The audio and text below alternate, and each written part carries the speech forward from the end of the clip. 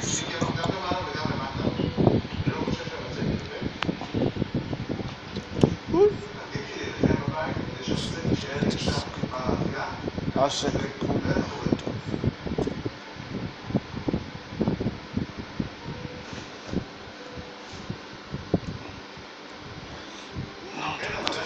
אני מכניס את תנור שחומה מראש ל-190 מעלות, אפייה של 10-12 דקות, עד הזבה קלה.